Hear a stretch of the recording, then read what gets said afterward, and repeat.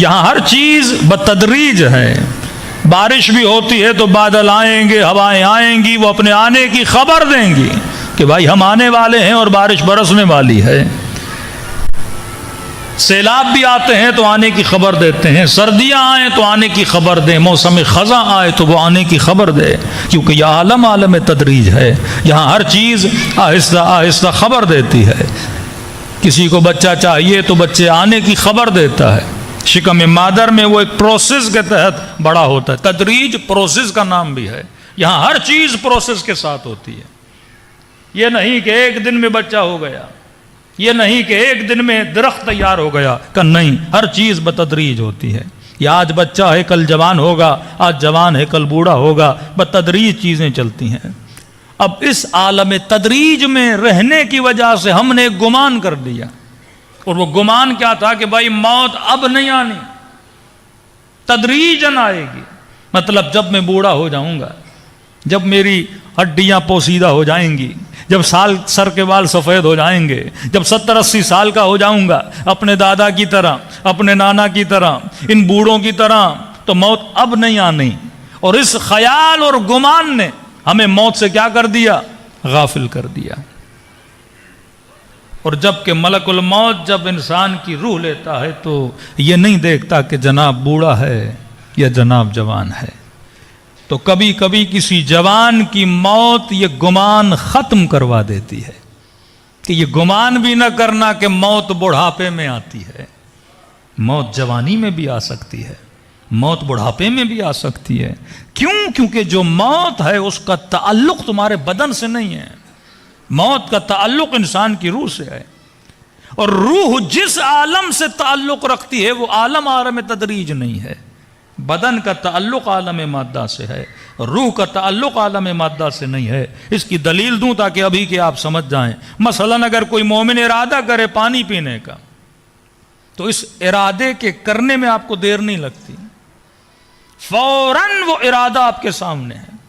ارادہ کرنا ہے کربلا جاؤں، ارادہ کرنا ہے پانی پیوں، ارادہ کرنا ہے کہ ایک جگہ سے دوسری جگہ جاؤں، ارادہ کرنا ہے کہ قبرستان جاؤں. تو ارادے کرنے میں کوئی زحمت نہیں. بندہ بستر پر ہو، کرسی پر ہو، چلے پھرے، ارادہ فی الفور آپ کے ذہن میں آتا ہے، کیونکہ ارادہ جسم نہیں کرتا، ارادہ روح کرتی ہے. روح کو وقت نہیں لگتا، روح آنن فانن اس چیز کو حاضر کر دیتی ہے. روح ٹائم کی پابند نہیں، روح وقت کی پابند نہیں، روح مکان کی پابند نہیں. یہاں ارادہ کیا اور پانی پینے کا ارادہ فوراً فی الفور اور آنن فانن آپ کے سامنے ارادہ موجود ہے. لیکن اگر پانی پینا چاہوں تو اس میں ٹائم لگتا ہے، اس کا پروسیس ہے، کیونکہ پانی پینا جسم نے ہے، ارادہ روح نے کرنا ہے. روح ارادہ کرتا ہے قرآن پڑھنے کا، زبان ہے جو قرآن کی تلاوت کرتی ہے. روح ارادہ کرتا ہے مجلس میں آنے کا، ارادہ فوراً آ گیا. لیکن ہو سکتا ہے بندہ مجلس میں نہ آ سکے جسم کی وجہ سے، کیونکہ پہنچنے کے لیے میں جسم کا محتاج ہوں، کھانے کے لیے میں روٹی کا محتاج ہوں، پینے کے لیے میں گلاس کا محتاج ہوں. لیکن ارادہ کرنے میں کوئی تکلیف نہیں ہے. اس تک پہنچنے کے لیے میں کس کا محتاج ہوں؟ جسم کا محتاج ہوں. تبھی فرمایا آخرت میں بندہ ارادہ کرے گا لیکن اسباب کا محتاج نہیں ہوگا. یہاں ارادہ کیا پھل اس کے سامنے ہے، یہاں ارادہ کیا پانی اس کے سامنے ہے، یہاں ارادہ کیا وہ تصویر اس کے سامنے ہے، یہاں ارادہ کیا وہ سرزمین پہ پہنچ جاتا ہے. کیونکہ روح کی سپیڈ جو ہے وہ لائٹ سے بھی زیادہ ہے. تو ہم قیدی ہیں بدن کے. فرمایا کبھی گمان نہ کرنا کہ موت بوڑھوں کو آتی ہے. موت کیونکہ روح سے تعلق ہے، اور جب آنی ہوتی ہے وہ آنن فانن آتی ہے. مجلس میں بیٹھے بیٹھے بھی موت آ سکتی ہے، مصلی عبادت پر بھی بیٹھے بیٹھے موت آ سکتی ہے، روڈ پہ چلتے چلتے بھی موت آ سکتی ہے. لیکن فرمایا علی والا موت کے لیے کیسے ہوتا ہے کہ میرے معصوم نے فرمایا کہ ہم اہل بیت کے لیے فرق نہیں پڑتا کہ موت ہم پر آئے یا ہم موت پر آ جائیں، ہم ہمیشہ موت کے لیے تیار رہتے ہیں. تو مومن کی نشانی یہ ہے وہ موت کے لیے تیار رہتا ہے. لیکن تیاری وہی کر سکتا ہے جو موت سے محبت کرے، اور محبت وہی کر سکتا ہے جو آخرت کی معرفت رکھے، اور معرفت وہی حاصل کر سکتا ہے جو اپنا تمسک در آل محمد سے رکھے. صلوات پڑھے محمد و آل محمد.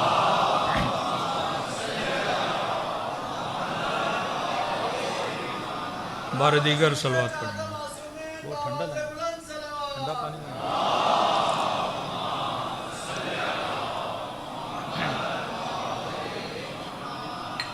اب یہ دنیا جس میں ہم زندگی بسر کر رہے ہیں، معصوم سے پوچھا گیا مولا اس دنیا میں رہنے کے بعد بندہ چاہ کر بھی موت کے خوف کو ختم کیوں نہیں کر پاتا؟ یعنی لاکھ بندہ چاہے کہ یہ خوف ختم ہو جائے لیکن ختم ہی نہیں ہوتا. اچھا خاصا بندہ اچھے موڈ میں ہوتا ہے لیکن کسی نے موت کی بات چھیڑ دی تو لوگوں کے موڈ آف ہو جاتے ہیں. یہاں تک کہ بعض لوگوں نے کہا مولانا مجلسوں میں اتنا موت کا ذکر نہ کیا کریں، نا امیدی آ جاتی ہے. اسے غفلت کہتے ہیں. غفلت بندے کو خوش رکھتی ہے. مثلا خدا نہ خواستہ آپ کینسر کے مریض ہوں اور آپ کو پتہ نہ ہو کہ آپ مریض ہو، تو وہ جو پتہ کا نہ ہونا ہے وہ آپ کو خوشی دیتا ہے کیونکہ آپ کو پتہ ہی نہیں. اور اچانک ڈاکٹر نے بتا دیا کہ جناب کینسر ڈکلیئرڈ ہے اور پتہ نہیں کب دنیا سے جاؤ گے، تو وہ ساری خوشیاں مٹی میں مل جاتی ہیں. لیکن اس غفلت کا کوئی فائدہ نہیں ہے، یہ جہالت ہے. اس خوشی کا کوئی فائدہ نہیں. مرنا تو انسان نے ویسے ہی ہے. اب پتہ ہو موت آئے گی تو بہتر ہے یا پتہ نہ ہو بہتر ہے. کسی نے کہا کہ مولانا ہم جب نئے نئے گاڑی چلا رہے تھے تو گاڑی چلانا آتی نہیں تھی، اچانک سامنے سے ایک ٹرک آ گیا. اب سمجھ نہیں آ رہی کہ بریک کیسے لگانا ہے، گاڑی کو کنٹرول کیسے کرنا ہے. کہ نئے نئے ڈرائیور تھے تو ہم نے کیا کیا، آنکھیں بند کر دی اور ہینڈل سے ہاتھ چھڑوا دیے. اب اس نے جو آنکھیں بند کی تو یہ تھوڑا مطمئن ہو گیا. مطمئن کس اعتبار سے ہوا کہ آنکھیں بند ہیں، ٹرک نظر نہیں آ رہا، تو اس کا مطلب یہ ہے کہ ایکسیڈنٹ نہیں ہوگا. ایکسیڈنٹ ویسے ہی ہونا ہے، آپ آنکھ بند کرو یا آنکھ کھلے رکھو. جس طرح کبوتر کا بلی شکار کرتی ہے تو کبوتر آنکھیں بند کر لیتا ہے اور یہ سمجھتا ہے کہ میں بلی کا شکار نہیں کروں گا کیونکہ آنکھیں بند کرنے کے نتیجے میں اسے بلی نظر نہیں آتی. تو اگر زمانہ موت سے آنکھوں کو بند کر لے اور بند کرنے کے نتیجے میں یہ سوچے کہ موت آنی نہیں، یعنی موت نے تو ویسے ہی آنا ہے. عقل مندی یہ ہے کہ آنکھیں کھلی رہیں تاکہ خود موت کے استقبال میں جائے. فرق یہ ہوگا کہ موت بہتر آئے گی، بری نہیں آئے گی. آیت اللہ العظمیٰ کشمیری سے پوچھا گیا کہ اگر آپ کو پتہ لگ جائے کہ ایک ہفتے کے بعد آپ دنیا سے چلے جائیں گے تو بتائیے آپ اس ایک ہفتے میں کون سا کام انجام دیں گے؟ اب یہ بالکل ایسے ہے کہ اگر آپ کو پتہ چل جائے، خدا نخواستہ کہیں آپ لوگ ناراض نہ ہو جائیں، 3 دن بعد ہم دنیا سے چلے جائیں گے اور خبر دینے والا پکا بندہ ہو کہ بھائی 6 دن یا 3 دن یا 4 دن کے بعد آپ نے دنیا سے چلے جانا ہے. اب یقیناً آپ نے اپنے کل کے لیے کئی پلاننگز کی ہوں گی. کسی نے ہوٹل جانا ہے، کسی نے دوست سے ملنے جانا ہے، کسی نے بیوی کو شاپنگ پہ لے جانا ہے، کسی نے دوستوں کے ساتھ کرکٹ کھیلنے جانا ہے.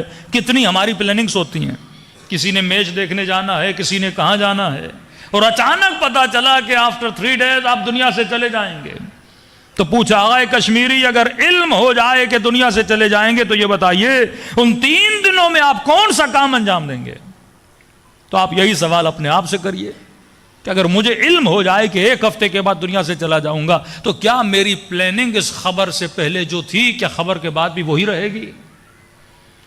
یا جب مجھے پتا چل گیا کہ میں دنیا سے جانے والا ہوں، اب شاید میں نے وہ دوستوں کی میٹنگ کینسل کر دی، شاپنگ کی میٹنگ کینسل کر دی، اب کیا کرنا ہے؟ شاید میں نماز کو وقت پہ پڑھنا شروع کر دوں، تہجد کا اس 1 ہفتے میں پابند ہو جاؤں، جنس کے ساتھ بدتمیزیاں کی ہیں معافیاں مانگنا شروع کر دوں، صلہ رحمی کرنا شروع کر دوں، رجب کا مہینہ ہے روزے رکھنا شروع کر دوں. جس طرح ہم میں سے اکثر لوگ جب حج پہ جاتے ہیں تو سب کو ایک واٹس ایپ پہ زحمت کر کے ایک میسج لکھتے ہیں کہ اگر ہم نے آپ کے ساتھ کوئی برائی کی ہو تو ہمیں معاف کریے گا کیونکہ ہم حج پہ جا رہے ہیں. جناب آپ حج پہ جا رہے ہو تو کیا ہم پر احسان کر رہے ہو؟ کیا یہ معافی کی بات کربلا جانے سے پہلے ہمیں یاد کیوں آتی ہے؟ حج پہ جانے سے ہمیں کیوں یاد آتی ہے؟ کہ ہم حج پہ جا رہے ہیں، اگر کوئی غلطی ہوئی ہو تو معاف کر دیں، اور جناب نے اگر رپلائی میں لکھ دیا میں معاف نہیں کرتا، تو کیا آپ اپنا حج کینسل کر دو گے؟ اگر مجھے خبر ملے کہ 3 دن کے بعد میں دنیا سے جانے والا ہوں، کیا میں اپنے سارے پلانز کینسل نہیں کروں گا؟ وہ اپنی میٹنگز کینسل نہیں کروں گا؟ وہ پابندی کے ساتھ جو ڈرامے دیکھتا ہوں یا دیکھتی ہوں، کیا ان کو کینسل نہیں کر دوں گا کہ نہیں بھائی 3 دن زندہ ہوں، اب یہ اچھائیاں کروں، اب یہ کام کروں؟ یہ میرا عالم ہے۔ لیکن جب آغا کشمیری سے پوچھا گیا قبلہ یہ بتائیے کہ اگر علم ہو جائے زندگی کا 1 ہفتہ باقی ہے اور اس کے 8ویں دن آپ دنیا سے چلے جائیں گے، آپ کون سا عمل اور کون سا کام ہے جو انجام دیں گے؟ بڑے اطمینان سے آغا کشمیری نے کہا کہ میرے لال میں وہی کروں گا جو آج تک کرتا ہوا آیا ہوں۔ مومن کی روٹین میں کوئی بدلاؤ نہیں آتا، یہ زندگی ایسے گزارتا ہے کہ اگر 1 سیکنڈ کے بعد بھی خبر ملے کہ تم نے مر جانا ہے، یہ موت کے لیے کیا رہتا ہے؟ تیار رہتا ہے۔ جس طرح ایک مومن نے کہا کہ مولانا بس کوئی مخیر بندہ ڈھونڈ لیں کربلا کی زیارت کے لیے۔ ہم نے کہا کب بتائیں؟ کب بس بیگ میں نے تیار کر کے رکھا ہے، خبر دیں گے میں گھر سے بیگ اٹھا کے چلنے کے لیے تیار ہوں۔ یہ مومن کا عالم ہوتا ہے، چاہے جوان ہو چاہے بوڑھا ہو۔ فرمایا یہ انتظار نہیں کرتا، ہمیشہ موت کے لیے کیا رہتا ہے؟ تیار رہتا ہے۔ لیکن سبب خوف کیا ہے؟ انسان اس موت سے ڈرتا کیوں ہے؟ 2 طرح کے خوف ہیں، ایک خوف مقدس ہے جو اچھا خوف ہے، اور ایک خوف جہالت ہے جو جہالت کی وجہ سے آتا ہے۔ جیسے بچہ دوائی سے ڈرتا ہے کیونکہ بچہ جاہل ہے، اسے نہیں پتا کہ دوا ہے تو کڑوی لیکن اس کا فائدہ کیا ہے۔ لیکن یہی بچہ جب جوان ہو جاتا ہے اور اسے پتا چلے کہ دوا تو کڑوی ہے لیکن مجھے طاقت دے گی، تو یہ کبھی اس دوا سے ڈرے گا نہیں۔ سوئی لگتی ہے تو بچپن میں ہر بچہ ڈرتا ہے، لاکھ سمجھاؤ کہ بیٹا اس کا کوئی نقصان نہیں ہے لیکن ڈرتا ہے کیونکہ وہ جاہل ہے، اور اس جہالت نے اس کے وجود میں کیا پیدا کیا ہے؟ خوف پیدا کیا ہے۔ جب بندہ حقیقت موت سے جاہل ہو تو اس کے وجود میں خوف پیدا ہوتا ہے۔ بالکل اسی طرح جب آپ گاڑی چلاؤ اور آپ کو روڈ کا پتہ نہ ہو، بالکل پہلی مرتبہ بندہ ایک روڈ پہ جا رہا ہے اور پتہ ہی نہیں کہ راستہ کہاں ختم ہو رہا ہے، راستے میں کھڈے کتنے، پریشانیاں کیا ہیں، تو بندہ وہ ڈرائیور بھی جو ماہر ڈرائیور ہے لیکن اس روڈ پہ گاڑی چلاتے ہوئے کیا ہوگا؟ خوف زدہ ہو جائے گا کیونکہ جاہل ہے، اسے پتہ نہیں۔ لیکن جو ایک مرتبہ اس راستے سے جا چکا ہے، جسے علم ہے، جسے خبر ہے کہ یہ راستہ بہتر ہے، جسے یہ علم ہے کہ علی کے شیعوں کے لیے راستہ صاف ہے، وہ بندہ پھر موت سے کبھی ڈرتا نہیں ہے۔ امام حسن علیہ الصلوۃ والسلام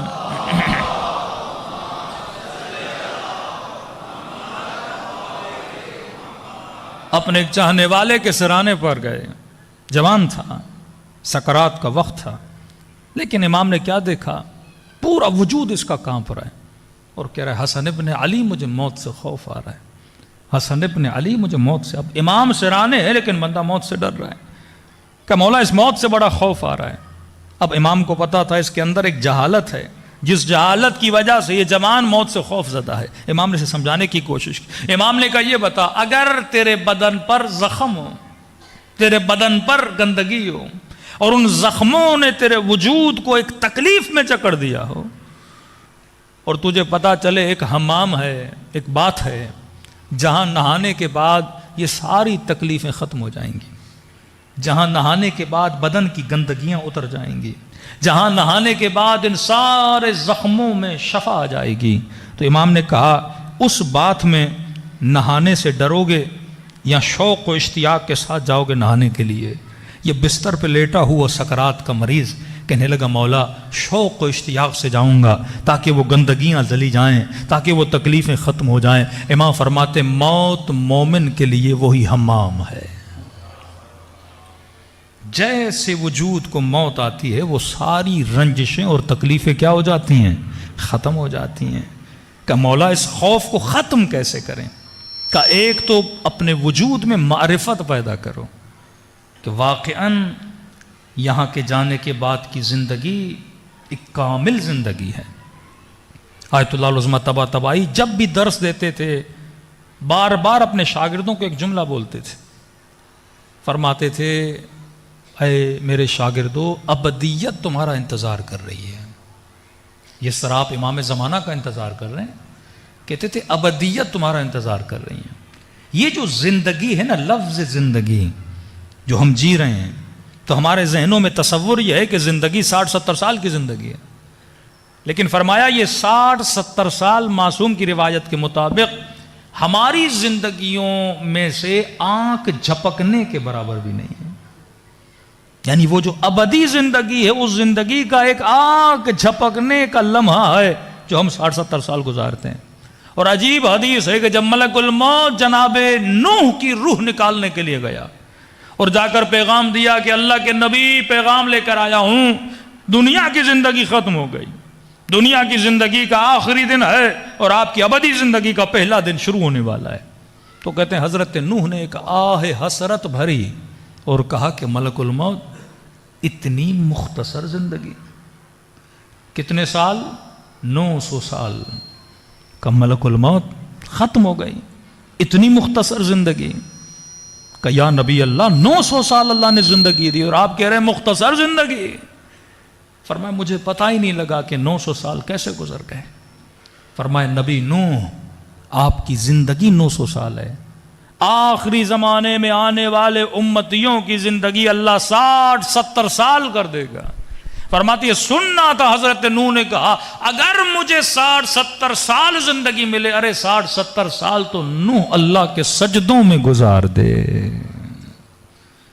مختصر زندگی ہے، لیکن جس طرح ایٹم بہت چھوٹا ہوتا ہے لیکن اس میں پاور بہت زیادہ ہوتا ہے، ایک دانہ بہت چھوٹا ہے لیکن یہ اتنے بڑے درخت کو جنم دیتا ہے۔ گندم کا دانہ ہزاروں دانوں کو بناتا ہے۔ ایک درخت جب آپ دیکھتے ہو اتنا تنومند ہے، لیکن اس کی ابتدا دیکھو تو ایک ڈوٹ ہے۔ ایک انسان کا وجود جسمانی جو ایک چھوٹے سے جزوے سے بنا، جس کو مائکروسکوپ سے دیکھا جاتا ہے، لیکن مضغہ بنا، علقہ بنا، وجود بنا، پیدا ہوا، آج اتنا بڑا جثہ زمین پر بیٹھا ہوا ہے، لیکن ابتدا دیکھو گے تو ذرہ ہے۔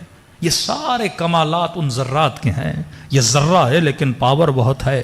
دنیا کی زندگی آنکھ جھپکنے کے برابر ہے، لیکن پاور اتنا ہے یہ چھوٹی سی زندگی جنت کو جنم دیتی ہے، یہ چھوٹی سی زندگی جہنم کو بناتی ہے۔ فرمایا مرنے کے بعد جو تو نے بنایا ہے وہ تجھے تکھایا جائے گا، اب یہ تیرا عمل ہے جو جہاں پہ تجھے مزہ دلاتا ہے۔ تمثیل دیتے ہیں امیر المومنین، فرماتے ہیں جب مرنے والا مرے گا تو مرنے کے بعد اللہ اس کے سارے اعمال کو جسم دے گا۔ مثلا اس کے بیٹوں کا ایک جسم بن جائے گا، اس کے مال کا جسم بن جائے گا، اس کے اعمال جسم میں آ جائیں گے۔ تو فرماتے ہیں یہ اپنے مال سے مخاطب ہوگا کہ اے مال میں دنیا سے جانے والا ہوں، تم میرے لیے کیا کر سکتے ہو؟ تو مال کہے گا کہ میں اتنا کر سکتا ہوں، تیرے لیے کفن کا بندوبست کر سکتا ہوں، اس سے زیادہ میں تیرے لیے کچھ بھی نہیں کر سکتا۔ کفن لے سکتا ہوں تیرے لیے، تابوت لے سکتا ہوں، قبرستان تک مزدور کے سارے بندوبست کر سکتا ہوں، ہاسپٹل کی فیسیں دے سکتا ہوں، اس سے زیادہ میں تمہارا ساتھ نہیں دے سکتا۔ اولاد تجسم کی صورت میں آئیں گے، اپنے اولاد سے مخاطب ہوگا کہ بتاؤ اپنے باپ کے لیے کیا کر سکتے ہو، بتاؤ اپنے بھائی کے لیے کیا کر سکتے ہو، بتاؤ اپنے بیٹے کے لیے کیا کر سکتے ہو۔ یہ جسم آواز دے گا کہ ہم اتنا کر سکتے ہیں کہ تجھے قبرستان تک لے کر جائیں، ہم اتنا کر سکتے ہیں کہ تجھے قبر میں اتاریں، اس سے زیادہ ہمارا کوئی کام نہیں ہے، ہم تمہارے ساتھ نہیں آ سکتے۔ مال کہے گا میں کفن لے سکتا ہوں، اولاد کہے گی، رشتہ دار کہیں گے تجھے قبرستان تک لے آ سکتے ہیں۔ کہتے ہیں پھر مایوس ہو جائے گا کہ بس وہیں تک ساتھ ہے، آگے نہیں آؤ گے؟ آواز آئے گی نہیں۔ کہتے ہیں اب خدا اس کے عمل کو جسم دے گا، اپنے عمل سے پوچھے گا کہ تم کہاں تک میرے ساتھ چل سکتے ہو؟ عمل کہے گا افسوس کہ تم نے دنیا میں مجھے توجہ نہیں دی۔ اولاد کی طرف اشارہ کرے گا، لپٹے رہے ان کے ساتھ، چپکے رہے ان کے ساتھ، زحمتیں ان کے لیے کی، کوششیں ان کے لیے کی، محنتیں ان کے لیے کی، لیکن یہ قبر تک آئے چھوڑ کے چلے گئے۔ پھر اشارہ کرے گا مال کی طرف، صبح سے شام تک تو نے پسینہ بہایا اس مال کے لیے، صبح سے شام تک تم نے سب کچھ کیا، ہر طرح کا کمپرومائز کیا اس مال کی خاطر، کیا کیا اس نے تمہارے لیے؟ ایک کفن کا بندوبست کیا کہ میں وہ عمل ہوں جس کی طرف تمہاری توجہ نہیں تھی، میں وہ عمل ہوں جس کی طرف تم نے زندگی میں اتنی توجہ نہیں دی، لیکن میں قبر میں بھی تیرے ساتھ ہوں، میں برزخ میں بھی تیرے ساتھ ہوں، میں حشر میں بھی تیرے ساتھ ہوں۔ پھر امیر المومنین فرماتے ہیں سب سے زیادہ اگر زندگی میں توجہ دینا تو اپنے عمل کی طرف دینا، کیونکہ عمل دنیا میں بھی ساتھ ہے، عمل آخرت میں بھی ساتھ ہے۔ فرمایا تبھی جب لوگ دنیا سے جاتے ہیں تو دنیا والے ان کی گاڑیوں کو یاد نہیں کرتے، ان کے کپڑوں کو یاد نہیں کرتے، ان کے سٹائلوں کو یاد نہیں کرتے، ان کے حسن کو یاد نہیں کرتے۔ دنیا والے اگر یاد کرتے ہیں تو تمہارے عمل کو یاد کرتے ہیں کہ بندہ سخی کتنا تھا، بندہ اخلاق والا کتنا تھا، بندہ عزادار کتنا تھا، بندہ حسین کی مجلس میں گریا کیسا کرتا تھا، بندہ غریب پرور کیسا تھا۔ آج ہم میں سے کسی نے حسین کو نہیں دیکھا لیکن حسین کے صبر کو یاد کرتے ہیں، علی کے چہرے کو نہیں دیکھا لیکن علی کی شجاعت کو یاد کرتے ہیں، سیدہ سے ملاقات نہیں کی لیکن سیدہ کے حیا کو یاد کرتے ہیں۔ تو فرمایا مرنے کے بعد عمل زندہ رہتا ہے، کردار زندہ رہتا ہے، شکلیں لوگ بھول جاتے ہیں، اللہ بھی تیرے کردار کو یاد کرتا ہے اور عمل کو یاد کرتا ہے۔ صلوات پڑھے محمد و اہل محمد پر۔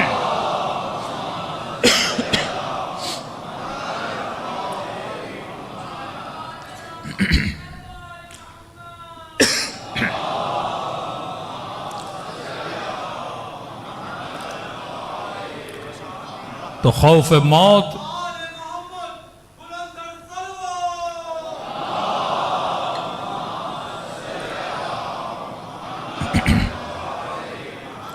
خوف موت جہالت کی وجہ سے ہے۔ جہالت جب دور ہو جائے گی، کچھ خوف ہیں جو تکرار عمل کی وجہ سے دور ہو جاتے ہیں۔ مثلا بندہ سائیکل چلانے سے ڈرتا ہے، 4-5 بار چلائے گا سیکھ جائے گا، خوف ختم ہو جائے گا۔ لوگ پانی سے ڈرتے ہیں، پانی میں کودیں گے تیریں گے، خوف ختم ہو جائے گا۔ اور کچھ خوف ہیں جہالت کی وجہ سے، جہالت دور ہو گئی بندے کا خوف بھی کیا ہو گیا؟ دور ہو گیا۔ یہ سارے نیچرل ہیں، لیکن ایک خوف خوف مقدس ہے، جو خوف اولیاء اللہ میں ہے، جو خوف اللہ کے صالح بندوں میں ہے، جو خوف اللہ کی ذات سے ہے، اسے کہتے ہیں خوف مقدس، جو اللہ کی ابوہت کی وجہ سے، جو اللہ کے ذکر کی وجہ سے۔ آیت اللہ گل پائگانی کے بیٹے آیت جمال گل پائگانی، ان کے والد نے وصیت کی، فرمایا میرے بیٹے، امیر المؤمنین اپنے جوان سال بیٹے کو وصیت کر رہے ہیں۔ کچھ کہتے ہیں مولانا جوانی میں موت کا ذکر کیسا ہے؟ لیکن امیر المؤمنین کا خطبہ پڑھیے نہج البلاغہ میں، اپنے جوان بیٹے امام حسن کو وصیت کر رہے ہیں کہ فرمایا حسن کثرت سے یاد موت کیا کرنا، کیونکہ یاد موت ہے جو انسان کو نیک بناتی ہے، یاد موت ہے جو انسان کو بدکاریوں سے بچاتی ہے، یاد موت ہے جو انسان کو بد اخلاقیوں سے بچاتی ہے، ذکر الموت ہے جو انسان کو قبر کی یاد دلاتا ہے۔ تو کہا کہ بیٹے موت کو یاد کرنا۔ اب یاد کرنے کے اسباب ہیں، فرمایا پہلا سبب میرے لال، شب جمعہ قبرستان ضرور جایا کرو۔ لیکن کیسے قبرستانوں میں آج کل دنیا میں جیسے قبرستان بن رہے ویسے نہیں، جیسے کرسچن بناتے ہیں، آپ ویسٹرن کنٹریز میں چلے جاتے ہیں تو قبرستان کم، پارک زیادہ لگتا ہے، افراط اور تفریط۔ اور ہمارے قبرستانوں میں تو پھر نہ قبرستان کی شکل ہے نہ پارک کی شکل ہے۔ قبرستان کا مطلب جہاں جا کر بندے کو یاد موت آئے۔ آج کل لوگ قبرستانوں کو پارک بنا رہے ہیں، مطلب موت کی یاد نہیں آتی، انسان کو ہریالی اور دوسری چیزوں میں کھو جاتا ہے۔ کا ذکر الموت، اور موت کو یاد کرنے کا سبب یہ ہے کہ کم از کم شب جمعہ قبرستان جایا کرو، اور جا کر اس قبرستان میں غور و فکر کیا کرو۔ کہتے آغا جمال گل پائگانی جب نجف گئے تو ہر شب جمعہ وادی السلام جاتے تھے، پہلے جا کر ان قبروں پہ کھڑے ہو جاتے تھے، کافی دیر تک غور و فکر کرتے تھے، پھر کہتے ایک ایسی جگہ پہ جاتے تھے جہاں قبر نہیں تھی، خالی جگہ تھی، اس پہ بیٹھ جاتے تھے اور لمبی دیر تک وہاں پہ بیٹھ کے کچھ پڑھتے رہتے تھے، کبھی روتے تھے، کبھی یاد خدا کرتے تھے۔ کہتے ہمیں سمجھ نہیں آئی کہ قبروں پہ بیٹھنا تو سمجھ آتا ہے، کسی کے لیے فاتحہ پڑھے، لیکن ایک خالی جگہ پہ کیوں بیٹھتے ہیں؟ اور اسی جگہ پہ بیٹھ کے کبھی قرآن پڑھتے رہتے۔ کہتی ہے تو ہمیں بعد میں پتا چلا جب دنیا سے چلے گئے اسی جگہ پہ ان کو دفن کر دیا گیا تھا. اور آغا قاضی کے شاگرد بتاتے ہیں کہ اپنی زندگی میں آغا جمال نے یہ بتایا تھا کہ جب میں زیادہ غور و فکر کرتا ہوں تو اللہ بعض ارواح کو میری آنکھوں سے پردہ اٹھاتا ہے اور ان کے وجود کو مجھے دکھاتا ہے. کہ فرماتے ان ارواح میں سے میں نے کئی لوگوں کو پہچانا اور کہتے ہیں وہ دنیا کے وہ مستکبر لوگ تھے کہ جب میں نے دیکھا ان کے وجود سے بدبو آ رہی تھی, ان کے وجود سے مجھے گھین آ رہی تھی, دل ہی نہیں کر رہا تھا کہ یہ میرے قریب آئیں, اتنا تعفن ان کے وجود میں تھا. اور میں نے ان کے چہروں کو پہچانا کہ یہ کون لوگ تھے اور ان کے وجود کی بدبو کی وجہ کیا تھی. کہ یہ وہ تھے جو دنیا میں اللہ کا ذکر سنتے تھے, امر بالمعروف سنتے تھے, خوف آخرت کی باتیں سنتے تھے پر توجہ نہیں دیتے تھے. جہاں پر بھی موت کی بات ہے اس محفل کو چھوڑ دیتے تھے. ارے ہمیں نہ سناؤ ہم نے کب مرنا ہے, ہمیں نہ سناؤ ہم نے دنیا سے نہیں جانا. اور فرمایا ان کے وجود سے خدا خوشبو دیتا ہے جو اللہ کی باتوں کو سنتے ہیں اور یاد موت میں مشغول رہتے ہیں. دوسرا فرمان اہل بیت کا, ایک تو قبرستان جایا کرو, دوسرا فرمایا کہ موت کو یاد کرنے کے لیے مومن اپنے گھر میں کم از کم کفن ضرور مہیا کرے. ہمارے ہاں بڈھے حضرات کفن لیتے ہیں, جوان نے تو کہا مجھے کفن کی ضرورت ہی نہیں ہے. پھر وہی غفلت, پھر وہی گمان کہ میں نے کبھی موت نہیں دیکھنی. پر میں کفن لے کر رکھا کرو. کفن لینے کا مطلب یہ ہے انضام تو منکم اولیاء اللہ, موت کی تمنا کرو.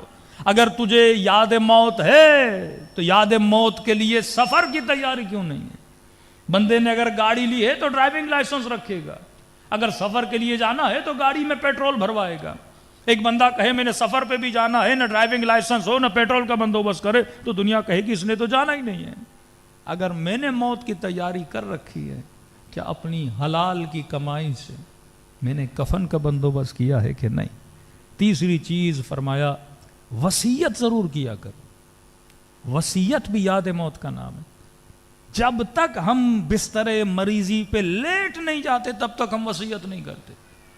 جب تک ڈاکٹر نہیں کہتا کہ جناب آپ تھوڑی دیر کے مہمان ہو تب تک ہم وصیت نہیں کرتے. فرماتے 15 سال کے بعد کم از کم سال میں ایک مرتبہ وصیت کیا کرو تاکہ تیرے رشتہ داروں کو پتا ہو کسی سے تم نے کچھ لیا ہے, کسی کو کچھ دینا ہے. کچھ نمازیں قضا ہے تو بتا لو جناب اگر میں مر گیا یہ 6 مہینے کی نمازیں پڑھا لیجئے گا, میں مر گیا تو یہ 2 مہینے کے روزے رکھوا لیجئے گا. اور وصیت بھی کیسے کریں. ایک مولانا کہتے ہیں ہم کسی کے گھر میں گئے اور اس کا وصیت نامہ پڑھا تو باپ نے وصیت کی ہوئی تھی کہ اتنے اموال میرے بڑے بیٹے کے, چھوٹے بیٹے کے, یہ بیٹیوں کو دینا ہے, یہ بیوی کو دینا ہے, یہ اس کو دینا ہے, یہ اس کو دینا ہے. ہم نے ساری وصیت پڑھی. آخر میں انہوں نے لکھا کہ بینک اکاؤنٹ میں میرا جتنا بیلنس ہے میں نے بچوں کو بہت دے دیا, اب یہ چند لاکھ جو میرے بینک میں پڑے ہوئے ہیں یہ مولانا کو وصیت کرتا ہوں کہ میرے ان پیسوں سے میری قضا نمازیں پڑھا لیا, میرے قضا روزے رکھوا لیں. مولانا کہتے ہیں وصیت پڑھ لی. اب بیٹوں کو کہا کہ بھائی باپ کے اکاؤنٹ میں جو پیسے ہیں دے دو, ہم قضا نمازیں پڑھا لیں, قضا روزے رکھ لیں. تو بڑے بیٹے نے کہا جب خود نہیں پڑھی ہمیں کیا ضرورت ہے پڑھانے کی, اتنی فکر تھی دنیا میں خود پڑھ لیتا. اب چند پیسے چھوڑ کے گیا ہے وہ بھی ہم نے قضا نمازوں کے لیے. اسی لیے رسول کے بعد جب اس مرحوم کے 2 بیٹے آئے اور کہنے لگے کہ یا رسول اللہ پورے کھجوروں کا گودام تھا اور ہم نے غریبوں میں تقسیم کر دیا اپنے والد کے ایصال ثواب کے لیے. نبی نے کہا اللہ ایسی اولاد ہر باپ کو عطا کرے. اور نبی کو اس گودام میں لے گئے, یا رسول اللہ دیکھیے اتنی کھجوریں تھی ہم نے پورے شہر کے غریبوں میں تقسیم کر دی. نبی کی نگاہ زمین پر پڑی اور زمین پر ایک کھجور کا ٹکڑا تھا. نبی نے اس کھجور کو اٹھایا, بڑی حسرت سے دیکھا اور کہنے لگے جتنا کچھ تم نے اللہ کی راہ میں دیا ہے اگر ایک کھجور خود اپنی زندگی میں دیتا اس کا ثواب سارے مال کی خیرات سے بھی زیادہ تھا. یہ بھروسہ بھی اپنی نسلوں پہ نہ کیا کرو کہ میرے مرنے کے بعد کچھ کریں گے. فرمائے جو کچھ کرنا ہے اپنی زندگی میں کر کے جاؤ. تو فرمایا یاد موت کفن لیا کرو, یاد موت قبرستان جایا کرو، یاد موت وصیت لکھا کرو۔ چوتھی چیز فرمایا موعظۃ الحسنہ، چیزوں کے پڑھنے کا بھی اتنا اثر نہیں ہوتا جتنا چیزوں کے سننے کا اثر ہوتا ہے۔ ہماری مجلسوں سے یہ موعظہ ختم ہو گیا، نصیحت ختم ہو گئی۔ بڑے بڑے عالم کبھی اپنے بیٹے کو بولتے تھے بیٹا نصیحت کر، جاتے تھے کسی کے در پہ چل کے آپ اپنے زبان سے مجھے نصیحت کریں، کیونکہ نصیحت سننے کا اثر بہت ہے۔ کتاب ہے منازل الاخرہ، محدث قمی صاحب کی، ضرور پڑھا کریں، کس طرح سے انہوں نے آخرت کے منازل کو ذکر کیا ہے۔ فرمایا لمحہ بلمحہ زندگی میں اگر یاد موت رہے گی تو انسان گناہوں سے بچ جاتا ہے، انسان کو قرب پروردگار عالم نصیب ہوتا ہے۔ صلوات پڑھے محمد و آل محمد۔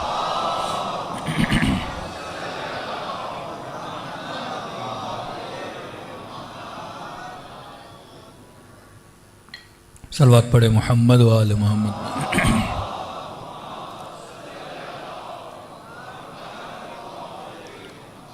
وعجل فرجم، جب تک اس زندگی کی معرفت نہ ہو تو فرمایا دنیا کی زندگی آنکھ جھپکنے کے برابر ہے، اور آخرت کی زندگی حیات ابدی ہے۔ حیات ابدی کا مطلب ہزاروں سال نہیں، لاکھوں سال نہیں، ملین سال نہیں، بلین سال نہیں، بلکہ اس سے بھی زیادہ۔ لیکن بنانے والی یہ آپ کی زندگی ہے۔ سالن آپ بناؤ گے، اچھا بناؤ گے تو خود ہی کھاؤ گے۔ فرمایا اپنے عمل سے وہ زندگی کریٹ کرتے ہو۔ اب جتنا لذیذ بناؤ گے اتنی وہاں پہ تجھے کھانے میں لذت ملے گی، جتنا گندا بناؤ گے اتنی وہاں کھانے میں تکلیف کس نے ہونی ہے؟ تو نے ہونی ہے۔ اب یہ انسان کو علم ہونا چاہیے۔ اور دوسری نشانی جو معصوم نے عقل مند کی بتائی، ایک تو کہ ہمارے شیعہ عقل مند ہوتے ہیں، دوسری نشانی عقل مند کی یہ بتائی کہ عقل مند وہ ہوتا ہے جو ہمیشہ یاد موت میں رہتا ہے۔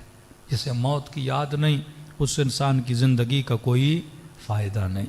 لیکن ایک جھلک بتا دوں کہ وہ زندگی کیسی زندگی ہے، واقعاً وہاں پہ ہم رہیں گے کیسے، جئیں گے کیسے؟ اتنے سال ہم نے اس دنیا میں رہنا ہے تو ہم کریں گے کیا؟ یہاں کی لذتوں کا تو پتہ ہے، بندے نے بریانی کھا لی، گھومنے چلا گیا، گپے شپے مار دیے، چار چیزیں دیکھ لیں، یہ دنیا کے مزے۔ مَلْحَيَاتُ الدُّنْيَا إِلَّا لَعِبٌ وَلَهْوٌ، دنیا کی زندگی لعب و لہو ہے، بچوں کے ساتھ محبت کر لی، گھومنے پھرنے۔ وہاں کی زندگی کیا ہے؟ کیا وہاں پہ بھی یہ میل جول ہوگا؟ کیا وہاں پہ بھی ہمسایوں سے ملنے جائیں گے؟ اصلاً ہمارے مرحومین جو دنیا سے چلے گئے اب کہاں ہیں، کیا کر رہے ہیں، ان کی ایکٹیویٹی کیا ہے؟ اصلاً یہ مجلس حسین جو ہم کرا رہے ہیں کیا ہمارا مرحوم دیکھ بھی رہا ہے کہ نہیں؟ کیا وہ جس طرح ہم ان سے غافل ہیں کیا اسی طرح وہ ہم سے غافل ہیں؟ اگر دیکھ رہے ہیں تو کتنی دیر دیکھتے ہیں؟ اگر دنیا میں آتے ہیں تو کب آتے ہیں؟ جب ہم ان کی قبروں پہ جاتے ہیں کیا وہ ہمیں دیکھتے ہیں؟ کیا ان کو پتہ بھی چلتا ہے کہ میری کوئی ماں، میرا کوئی بھائی، میرا کوئی دوست میری قبر پہ بھی آیا ہے کہ نہیں؟ 24 گھنٹہ ان کی ایکٹیویٹیز کیا ہوتی ہیں؟ تو کہا کہ یہ جو دنیا ہے جس میں تم زندگی بسر کر رہے ہو، اور وہ جو دنیا ہے جہاں پہ آپ نے زندگی کرنی ہے، یہ دنیا اور یہاں کی زندگی جسمانی زندگی ہے۔ اب وہاں پہ تو جسم کا کوئی کانسیپٹ نہیں ہے، تو کہتے وہاں جسم مثالی ملے گا انسان کو۔ جسم مثالی مطلب جسم نہیں ہوگا لیکن دکھنے میں جسم جیسا ہوگا۔ اس کی دلیل کہ جس طرح آپ اپنے خواب میں اپنے مرحومین کو دیکھتے ہو تو جو خواب میں آتا ہے وہ جسم نہیں ہوتا لیکن اس کی شکل ضرور ہوتی ہے۔ جو خواب میں آتا ہے اس کا وزن نہیں ہوتا لیکن اس کا حلیہ ضرور ہوتا ہے۔ تو شکلیں سب رکھیں گے لیکن جسم وہاں پہ کوئی نہیں رکھے گا، کیونکہ جسم ہوگا تو ثقیل ہوگا، ثقیل ہوگا تو وزنی ہوگا، وزنی ہوگا تو سفر کو طے کرنے میں اسے ٹائم لگے گا، اور جہاں ٹائم لگ جائے تو وہاں آخرت نہیں ہے۔ اگر جسم ہوگا تو پرانا ہوگا، اور پرانا ہو جائے تو ابدی کیسے ہوگا؟ کیونکہ دنیا میں ہر وہ چیز جو آپ دیکھتے ہیں اس کی کوئی نہ کوئی ڈیٹ آف ایکسپائری ہے. یہ ممبر ہے لکڑی کا بنا ہوا، ایک دن پرانا ہو جائے گا. یہ لوہا ایک دن زنگ لگ جائے گا. یہ بلب ایک دن خراب ہو جائے گا. یہ بلڈنگ ایک دن پوسیدہ ہو جائے گی. یہ جسم ایک دن بوڑھا ہو جائے گا. تو دنیا میں ہر وہ چیز جو نظر آتی ہے وہ ختم ہو جاتی ہے، اور آخرت نہ ختم ہونے والی دنیا ہے. تو وہاں تو کوئی ایسی چیز خدا نہیں بنائے گا جو پرانی ہو جائے. ابدیت ہے. فرمایا یہاں پہ جو زندگی گزارتے ہو وہ سوشل لائف ہے. بیٹے کا باپ سے تعلق، بیوی کا شوہر سے تعلق، یہاں تک کہ ایک چیز بھی اگر ہم نے کھانی ہے اس چیز کو مجھ تک پہنچنے میں لاکھوں اسباب کی ضرورت پڑتی ہے، جس طرح میں نے شروع میں بتایا. لیکن وہاں کی زندگی سوشل لائف نہیں ہے. وہاں کی زندگی اہل بیت فرماتے ہیں انفرادی زندگی ہے. مطلب جس طرح اکیلے آئے تھے اسی طرح اکیلے جاؤ گے. کسی سے کتنی بھی محبت ہو لیکن مرنے کے بعد وہ ہمارے ساتھ نہیں ہوتا. بیٹے سے عشق تھا تنہا چلا گیا، ماں سے پیار تھا تنہا چلی گئی، شوہر سے لگن تھی تنہا چلا گیا. اکیلے آئے تھے جس طرح شکم مادر سے، اسی طرح قبر میں بھی کیا جاؤ گے؟ اکیلے جاؤ گے. لیکن دنیا میں کوئی بندہ اکیلا نہیں جیتا. یہاں سوشل لائف ہے، یہاں کنیکشنز ہیں، یا ہمسائے کے حقوق ہیں. لیکن مرنے کے بعد پورا سفر انسان نے اکیلے طے کرنا ہے. فرمایا وہاں پہ اگر کوئی ساتھ ہوگا تمہارا عمل ساتھ ہوگا. پھر معصوم سے پوچھا مولا کیا کبھی کوئی کسی سے نہیں ملے گا؟ باپ سے نہیں ملے گا، دادا سے نہیں ملے گا، اہل بیت سے نہیں ملے گا، انبیاء سے نہیں ملے گا، صلحاء سے نہیں ملے گا. فرمایا نہیں، وہاں پہ بھی میل جول ہے لیکن اللہ کی مرضی سے. اب امام نے مومنین کا میل جول بتایا جو وادی برہوت والے ہیں، اس کا ٹاپک لمبا ہے. فرمایا جو مومنین ہیں ہفتے میں ایک مرتبہ خدا ان کی ملاقات کا بندوبست کرتا ہے. کہ مولا کہاں پہ ان کی ملاقات ہوتی ہیں؟ فرمایا ان سب کو خدا وادی السلام میں جمع کرتا ہے. وادی السلام ایک ایسی نگری، ایک ایسی وادی جو سلامتی کی وادی ہے.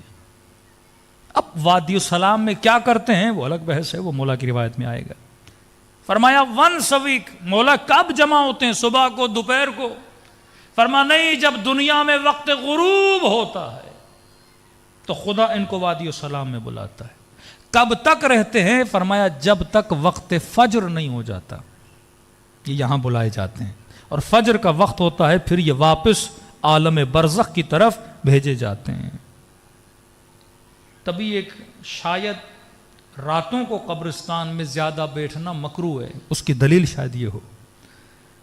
ایک شہید کی ماں، جوان بیٹا اس کا دنیا سے گزر گیا، کہتی ہر شب جمعہ میں قبرستان جاتی تھی اور 4-4 گھنٹے یہاں تک کہ صبح کی اذان ہوتی تھی بیٹے کی قبر پہ بیٹھی رہتی تھی. قرآن پڑھوں، زیارت پڑھوں، حدیث پڑھوں تاکہ میرے بیٹے کو راحت ملے. ماں تھی. اس کی روٹین بن گئی. ہفتوں کے ہفتے گزر گئے لیکن یہ شب جمعہ بیٹے کے قبر پہ جاتی، دعائیں پڑھتی.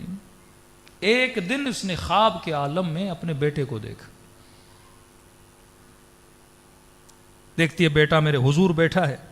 اتنے میں دیکھتی ہوں دوسرے مومنین کی ارواح ہیں اور گویا وہ سامان سفر باندھ رہے ہیں، تیاری کر رہے ہیں کہیں پہ جانے کی.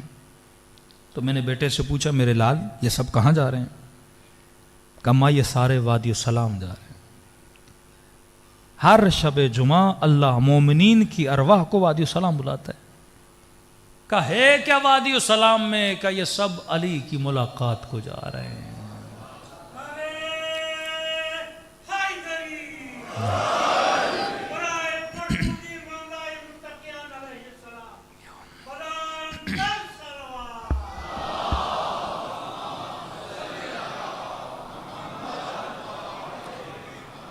کہ یہ سب امیر المؤمنین کی ملاقات کے لیے جا رہے ہیں.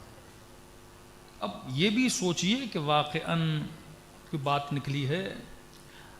آخرت میں عمل نہیں ہے کہ میں عمل کر کے ایک مقام حاصل کروں، نماز پڑھوں ثواب لوں، روزہ رکھوں ثواب لوں. رجب کا مہینہ ہے، عمل کا مہینہ ہے. مرنے کے بعد اعمال بند. لیکن فرماتے مرنے کے بعد علم بند نہیں ہوتا، یعنی جو ادنا سے ادنا ترین درجے میں بھی ہے اسے یہ اجازت ہے کہ وہ علم حاصل کرے. اور یہ علم کہاں سے ملتا ہے؟ محفل محمد اور آل محمد. اب یہ تو نہیں کہ انا مدینۃ العلم وعلی بابہ، وہ صرف دنیا میں نہیں، یہ علم کا دروازہ عالم برزخ میں بھی ہے، یہ علم کا دروازہ میدان محشر میں بھی ہے. تو کہ بیٹا کہاں جا رہے ہیں؟ کہ اماں سارے وادی السلام جا رہے ہیں. کہ میرے لال تو کیوں نہیں جا رہا؟ کہ اماں علی نے بولا ہے جب تک ماں ہے ماں کے پاس رہنا. کہ اماں تیرے ادب کی وجہ سے میں نہیں جا رہا. اب ماں کو منع بھی نہیں کر پا رہا، ماں ہے. کہ آپ کے ادب کی وجہ سے یہ ماں نیند سے اٹھتی ہے. اس دن کے بعد اس نے راتوں کو بیٹے کی قبر پہ جانا چھوڑ دیا. کہ میں اپنے لال کو علی کی زیارت سے محروم کیوں کروں؟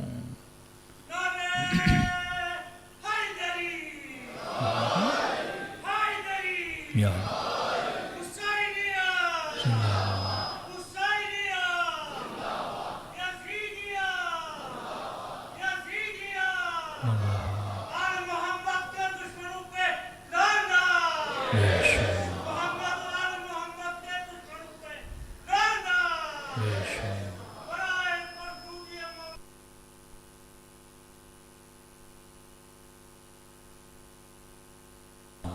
صلی علی محمد.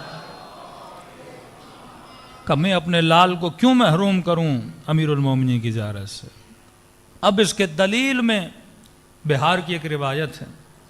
فرماتے ہیں امیر المومنین اپنے ایک صحابی کے ساتھ کوفے سے 1.5-2 فرسخ باہر نکلے. شاید مومنین پوچھے کہ مولانا وادی السلام دقیقاً کہاں پر ہے؟ کیونکہ نجف جو ہے وہ آج نام رکھا گیا ہے، امیر کے زمانے میں نجف کا کوئی نام نہیں تھا. یہ تو قبر امیر المومنین کے انکشاف کے بعد نام رکھا نجف اشرف، لیکن پہلے تو کوفہ تھا. فرماتے ہیں 1.5 فرسخ کوفے سے باہر نکلے تو مولا کا صحابی کہتا ہے تا حد نگاہ قبریں ہی قبریں تھیں.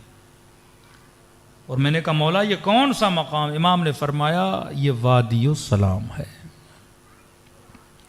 کہ بس قبرستان میں داخل ہوئے اور علی نے سلام کیا السلام علیکم یا اہل لا الہ الا اللہ. اور سلام کرنے کے بعد علی نے کلام کرنا شروع کیا. کہ باتیں کرنے لگے، میں خاموش کھڑا رہا. گفتگو اتنی لمبی ہوئی کہتا میں تھک کے بیٹھ گیا. بیٹھنے کے بعد کئی گھنٹے گزر گئے. بالآخر مجبور ہو کے میں نے کہا یا علی آپ بھی بیٹھ جائیے، میں بھی بیٹھ کے تھک گیا ہوں. مولا اتنے گھنٹے کس سے کلام کر رہے ہیں؟ امام نے فرمایا میرے صحابی اگر تیری آنکھوں سے خدا پردے ہٹائے تو حلقاً حلقہ تو گروہ گروہ لاکھوں مومنین کو دیکھے جو وادی السلام میں بیٹھے ہیں اور میں علی تقسیم علم کر رہا ہوں. فرمایا ہر شب جمعہ، جب بھی شب جمعہ ہو، وہ انبیاء ہوں، وہ اولیاء ہوں، وہ صالحین ہوں، وہ سارے وادی السلام میں جمع ہوتے ہیں. اب سوال یہ کیا یہ وادی السلام زمین کا حصہ ہے؟ نہیں، ایک تمثیل ہے وادی السلام جہاں پہ ساری ارواح کو حاضر کیا جاتا ہے اور اہل بیت کی محفل ہوتی ہے. تبھی ہر مومن کی ایک تمنا رہی ہے کہ میری قبر کہاں ہو؟ وادی السلام میں. اب کسی نے کہا مولانا یہ اتنا آسان تو نہیں، اب ہر بندہ وادی السلام میں دفن ہو اور دنیا میں کروڑوں مومنین، تو زمین کم پڑ جائے نا. تو کسی نے میرے چھٹے امام سے کہا کہ مولا میرا بھائی بغداد میں ہے اور پتہ چلا ہے کہ بیمار ہے. حکیموں نے جواب دیا ہے مولا مجھے خوف ہے کہیں بغداد میں مر گیا تو میں اسے وادی السلام میں دفن نہیں کر پاؤں گا. امام نے فرمایا گھبراؤ نہیں، ہمارا چاہنے والا دنیا کے کسی بھی کونے میں مر جائے، کہیں بھی دفن کر دیا جائے، اللہ حکم دیتا ہے کہ اس کے بدن کو وادی السلام کی طرف بھیجا جائے.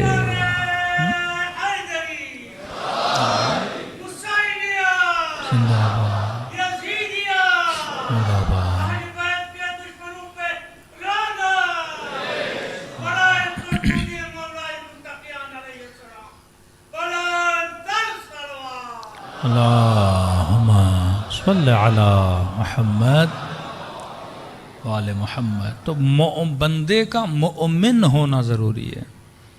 مومن وہ جو یؤمنون بالغیب ویقیمون الصلاۃ، جب تک غیب پر بندے کا ایمان نہ ہو. یہ غیب یہی موت ہے، یہی قیامت ہے، یہی قبر ہے.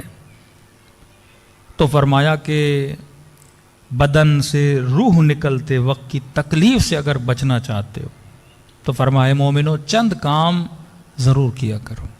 یہ سکرات الموت، یہ بہت مشکل لمحات ہیں جب انسان کے بدن سے روح نکلتی ہے. پہلا کام فرمایا جو ہر نماز واجب کے بعد تھوڑا بہت بھی ہو قرآن کی تلاوت کرے، وہ سکرات موت سے بچ جاتا ہے، وہ ہول الموت سے بچ جاتا ہے، وہ خوف موت سے بچ جاتا ہے. 4 آیتیں، 5 آیتیں، 10 آیتیں، جتنا ہو سکے. امام خمینی کی عادت تھی، سفر پہ بھی جاتے تھے، آپ نے وہ جہاز کی ویڈیو بھی دیکھی ہوگی، جہاز میں بھی قرآن پڑھ رہے ہیں، اور ہاسپٹل میں بستر مرگ پر ہیں، وہاں پر بھی آپ دیکھو گے کیا پڑھ رہے تھے؟ قرآن پڑھ رہے تھے. تیاری کرتے تھے کہ جب بھی موت آئے، بدن سے جب روح نکلے تو انسان کو کیا ہو؟ تکلیف نہ ہو. تکلیف ہوتی ہے تعلق کی وجہ سے. تعلقات دنیا جتنے مضبوط ہوں، اس تعلق سے جدائی کی اتنی تکلیف ہوتی ہے. میں ہمیشہ مجلس میں مثال دیتا ہوں، اگر ہاتھ کی ہتھیلی پہ ٹیپ سولوشن لگائی جائے، کھینچو گے تکلیف نہیں ہوگی، کیونکہ ٹیپ سولوشن کا اور ہاتھ کا اتنا مضبوط تعلق نہیں ہے، جدا ہو جاتی ہے.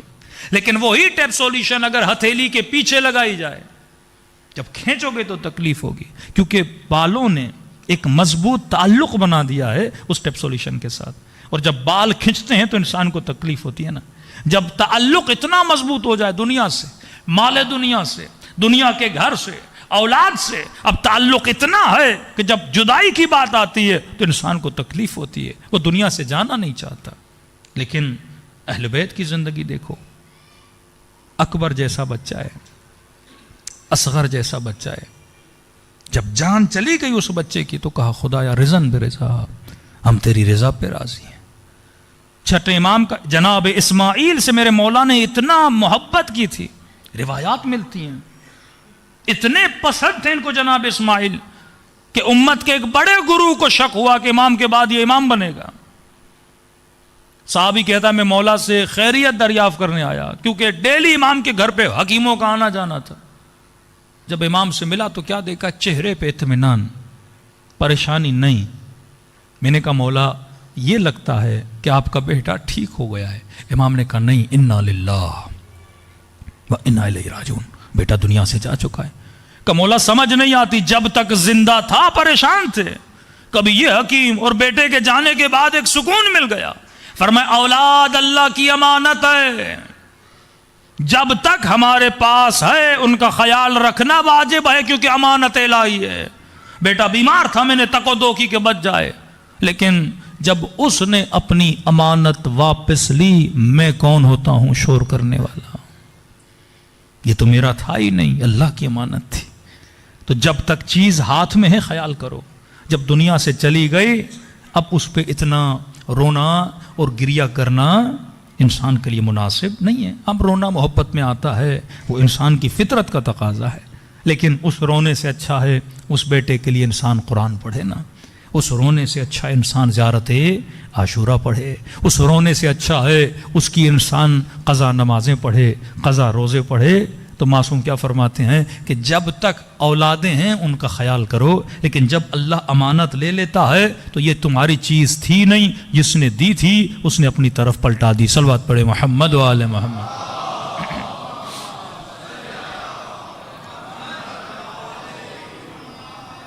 تو کربلا کی زمین انسان کو یہ درس دیتی ہے کہ یاد موت انسان کو اللہ کے قریب لے جاتی ہے. جتنا انسان خدا کے قریب ہوگا اتنی لذت یہ آخرت سے مالا مال ہوگا. اور آخرت بنی ہی انسان کے لیے. جنت ہم نے دیکھی نہیں ہے، لیکن جنت کی لذتوں کا ذکر خدا سورہ الرحمن میں کرتا ہے. فرمایا اگر موت کے سختیوں سے بچنا چاہتے ہو، ہر نماز کے بعد چند آیتیں قرآن کی پڑھا کر. دوسرا معصوم فرماتے ہیں بالاخص ماہ رجب میں اگر موت کی سختیوں سے بچنا چاہتے ہو چند روزے ماہ رجب کے رکھ لیا کرو۔ تیسرا فرماتے ہیں اگر موت کی تکلیف سے بچنا چاہتے ہو تو اپنی ماں سے اپنے باپ سے صلہ رحم کیا کرو۔ کسی نے کہا مولانا شرم آتی ہے ماں کے ہاتھ کو بوسہ دیتے ہوئے، تو یہ جملہ یاد کرو معصوم کا، فرماتے جب گناہ کرتے ہوئے شرم نہیں آئی، نیکیاں کرتے ہوئے کیسی شرم؟ مرنے کے بعد پچھتاؤ گے، اس ماں کے جانے کے بعد پچھتاؤ گے، اس باپ کے جانے کے بعد پچھتاؤ گے کہ جب تک نعمتیں تھیں تم نے اس نعمت سے کوئی فائدہ نہیں لیا۔ رسول جوان کے سرانے پہ بیٹھے نا، سنایا شاید، کہ تلقین پڑھ، لیکن نہیں پڑھ رہا تھا، کہ کلمہ پڑھ، گویا زبانوں پر کسی نے سی دیا اس کی زبان کو کہ ایک جملہ اس کی زبان سے نہیں نکل رہا۔ نبی نے اس کمرے میں نگاہ ڈالی خاتون پہ، کہ آپ کا کیا رشتہ اس جوان سے؟ کہنے لگے یا رسول اللہ میں اس کی ماں ہوں۔ کہ بیٹے سے ناراض ہو؟ کہتے یا رسول اللہ 3 سال گزر گئے یہ مجھ سے جفا کرتا رہا، راضی نہیں ہوں میں اس سے۔ فرمایا ماں یہ وقت نہیں ہے ناراضگی کا، میں نبی کہہ رہا ہوں کلمہ پڑھ، نہیں پڑھ پا رہا کیونکہ تو ماں اس سے ناراض ہے، کہ اب راضی ہو جا اس سے تاکہ یہ کلمہ پڑھ لے۔ ماں نے کہا رسول تیری رضا کے لیے، خدا کی رضا کے لیے میں نے اس سے رضامندی ظاہر کی۔ یہاں کہنا تھا اس جوان کی زباں کھلی اور کہا اشہد ان لا الہ الا اللہ۔ یہ نعمتیں گھروں میں ہیں جن سے ہم فائدہ نہیں لیتے۔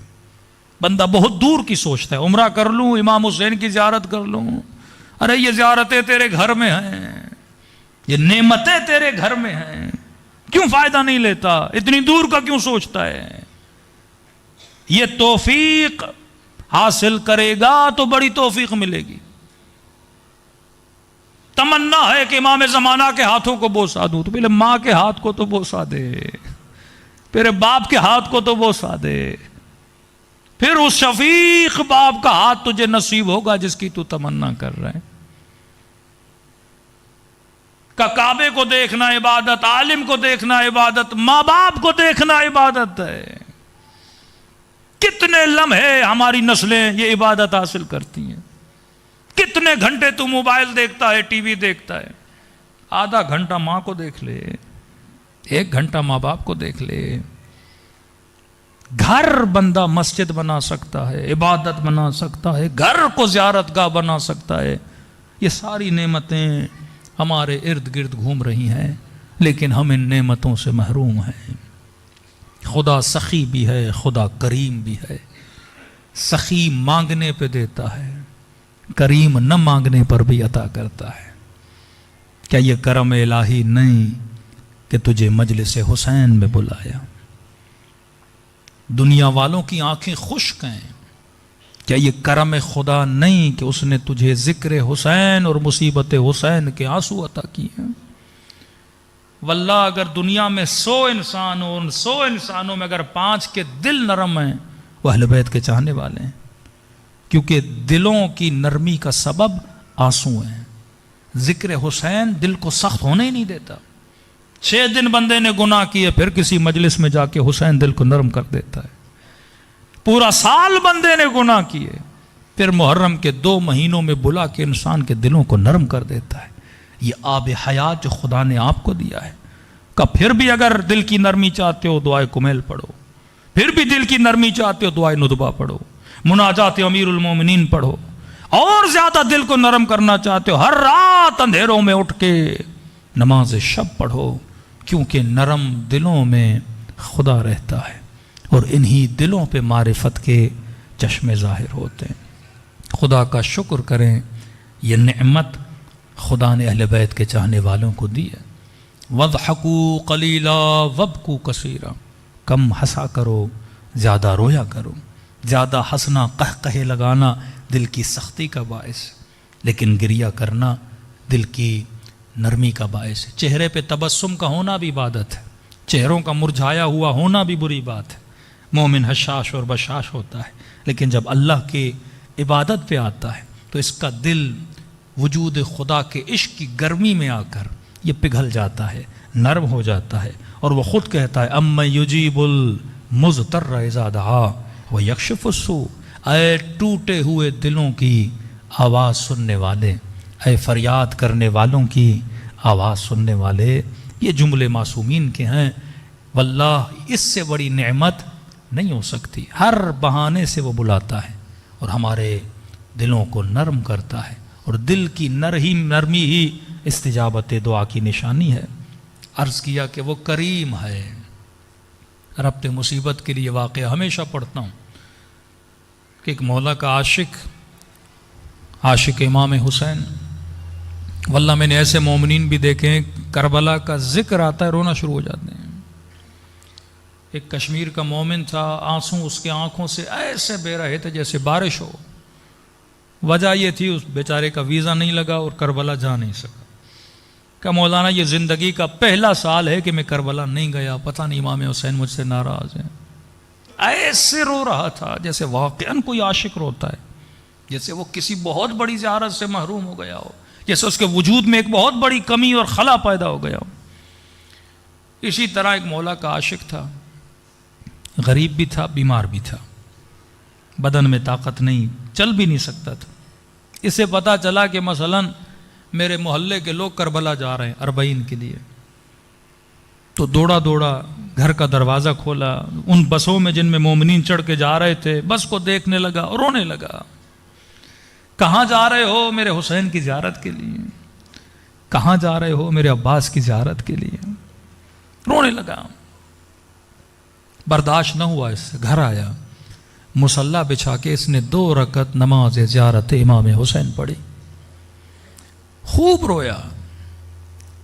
کہنے لگا مولا میں نے سنا تھا آپ اہل بیت کریم ہیں. کریم کا مطلب جو کسی کو نعمت سے محروم نہ کرے. مطلب میں نعمت لے سکتا ہوں، مجھے محروم نہ کرے. محروم کرے تو وہ کریم نہیں. وہ رکاوٹوں کو ہٹا کے بندے کو نعمت دے. کہ مولا ایک بات سمجھ نہیں آتی، آپ کریم ہیں تو کیا صرف امیروں کو بلاؤ گے؟ آپ کریم ہو تو کیا صرف صحت مندوں کو بلاؤ گے؟ مولا میں غریب ہوں تو میں نے کیا بگاڑا؟ میں بیمار ہوں تو کیا مجھے نہیں بلاؤ گے؟ کہتا بہت رویا. رونے کے بعد سجدے میں اسے نیند آ گئی. خواب کے عالم میں حسین ابن علی کی زیارت نصیب ہوئی. امام نے فرمایا کہ وہ میری زری کو دیکھیں گے، تو حسین کے چہرے کو دیکھ رہا ہے. وہ میری زری کی زیارت کریں گے. نہ کہنا کہ ہم کریم نہیں ہیں. کریم نہ ہوتا خواب میں تجھے اپنی زیارت نہ کراتا. یہ تانا نہ دیا کر. فرمایا وہ ابھی نکلے ہیں، کربلا پہنچے نہیں، حسین خود تیرے خواب میں آیا ہے. یہ نہ کہا کرو کہ ہم کریم نہیں ہیں.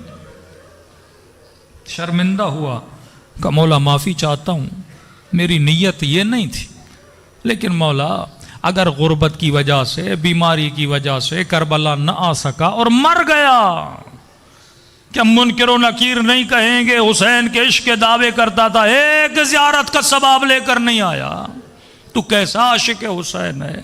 مولا اس لیے شکایت کر رہا تھا. امام نے فرمایا اگر آ سکو کربلا تو زندگی میں ایک بار بھی ضرور آنا، کیونکہ مرنے کے بعد جب ثواب کو دیکھو گے تو پچھتاؤ گے. آغا اصفہانی گل پائگانی جب بیٹے کے خواب میں آئے کہ بابا اگر ایک دن دنیا میں پلٹایا جائے کون سا کام کرو گے؟ نماز پڑھو گے، روزہ رکھو گے، کون سا ذکر کرو گے؟ برترین جو کام ہے کیا کرو گے دنیا میں؟ کہ میرے لال امام رضا کی زیارت کو جاؤں گا. بابا وہ کیوں؟ فرمایا مرنے کے بعد پتا چلا اس کا اجر کتنا ہے. اگر میں ایک مرتبہ مولا رضا کی زیارت کے لیے گیا، ہر زیارت کے بدلے میں 3 مرتبہ مجھ سے ملنے کے لیے آئے. میں تجھے نہیں بتا سکتا اس ملاقات کا سرور کیا ہے کہ آج زندگی میں ایک بار بھی میری زیارت کرنا ضرور. کہنے لگا مولا وہی تو کہہ رہا ہوں، غریب ہوں نہیں آ پا رہا، بیمار ہوں نہیں آ پا رہا، کوئی لے کر آنے والا نہیں. امام نے کہا کہ پھر ہم کریم کیسے ہوئے؟ کریم کا مطلب جو کسی کو کسی نعمت سے محروم نہ کرے. تیری غربت محروم کرے گی، تیرا بدن کا بیمار ہونا کیا تجھے اس نعمت سے محروم کرے گا؟ کہ مولا پھر کیا کروں، نہیں آ پا رہا.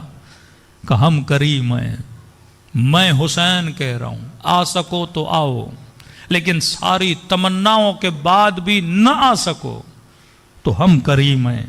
فرمایا خلوص سے دل سے مجھ حسین کو سلام کیا کرو. ہم کہیں گے کہ لکھیں تیرے نام اعمال میں، خدا تجھے زیارت حسین کا ثواب عطا کرے. کہ اتنا آسان ہے مولا، اتنا آسان ہے ثواب زیارت کا؟ فرمایا ایک چھوٹی سی نشانی ہے، اگر وہ تیرے اندر ہو تو سمجھنا ثواب زیارت مل چکا. مولا کون سی نشانی؟ کا جب مجھ غریب کو سلام کرو، جب مجھ حسین کو سلام کرو، اگر نہ چاہتے ہوئے تیری آنکھوں میں آنسو آ جائیں، فرمایا مت سمجھنا یہ تیرے آنسو ہیں، حسین نے تجھے تیرے سلام کا جواب دیا ہے. ایک بار بندہ چاہ کے روتا ہے آنسو نکلیں، ایک بار نہیں چاہتا نہیں ہے، خود بخود آتے ہیں. یہ کیفیت جب میں نے مجلس میں پڑھی تو ایک مومن نے بیان کی کہ مولانا میں پہلی مرتبہ جب کربلا گیا، کہتا میں نے حسین کی زری کو دیکھا رویا، گنج شہداء کو دیکھا رویا، زری کو بوسہ دے کر حبیب کی زری تک پہنچا، بوسہ دیا رویا. لیکن یہ رونا تھا چاہ کر رونا. کہتا ہے حبیب کی قبر سے زری سے جیسے باہر نکلا، کہتا ہے سیدھی طرف ایک جالی تھی، ہلکی سی لال روشنی تھی. کہتا ہے گویا یہ جالی مجھے اپنی طرف کھینچ رہی تھی. کہتا ہے مولانا جب جالی تک پہنچا اب مجھے نہیں سمجھ آیا مجھے کیا ہوا. جس طرح بادل ٹوٹتے ہیں اور پانی برساتے ہیں، کہتا ہے میرا دل ایسے ٹوٹا اور میں اتنا رویا کہ شاید میرا دل پھٹنے کو تھا. کہتے اب میں نے پوچھنا شروع کیا یہ کون سی جگہ ہے جہاں بندے کا کلیجہ پھٹنے کو آتا ہے؟ تو ایک خادم نے کہا یہ وہی جگہ ہے جہاں گلا کٹ رہا تھا اور 70 قدموں سے بہن دیکھ رہی تھی. یہ رأس الحسین کا مقام ہے جہاں بچی ڈھونڈتے ڈھونڈتے بابا کے جنازے تک پہنچی تھی. شکر خدا کرو ان کریموں کے ماننے والے ہو، دلوں کو کربلا لے جاؤ اور اسی خلوص سے امام حسین کو سلام کریں جس طرح سیدہ زینب نے سلام کیا تھا. ضروری نہیں آنکھوں سے آنسو آنے کے لیے کوئی لمبے مصائب پڑے جائیں. معرفت امام حسین ہو تو ایک جملہ بھی کافی ہے. سب اپنے آقا کو سلام کریں اور اس کا ثواب اس جوان مرحوم کی روح کو بخشیں کہ خدا اسے عالم برزخ میں اپنے آقا حسین کا جوار نصیب کرے. السلام علی الحسین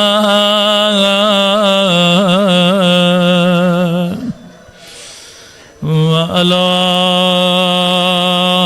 علی ابن الحسین وعلی اولاد الحسین وعلی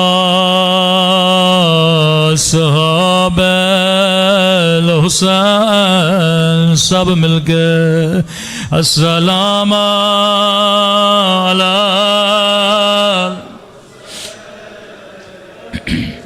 وعلی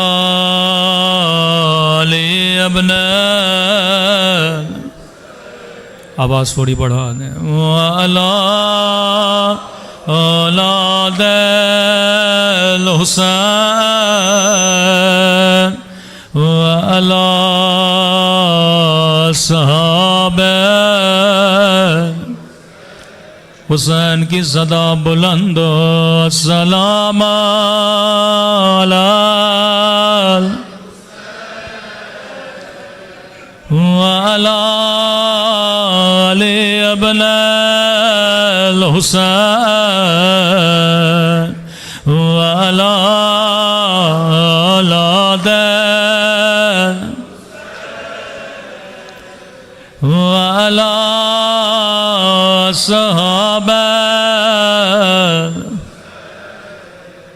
میرا سلام ہو زینب کی لٹی ہوئی چادر پہ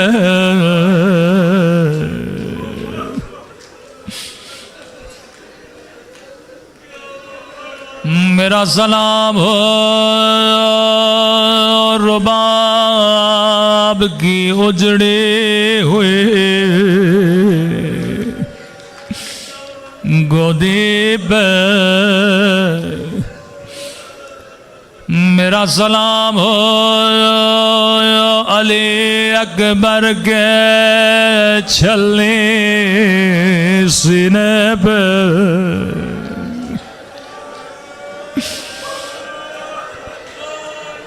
میرا سلام ہو سکینہ کے زخمی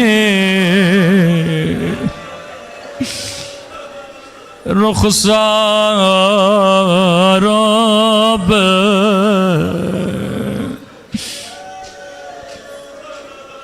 میں ہر مجلس میں چند سلام امام زمانہ کے ضرور پڑھتا ہوں.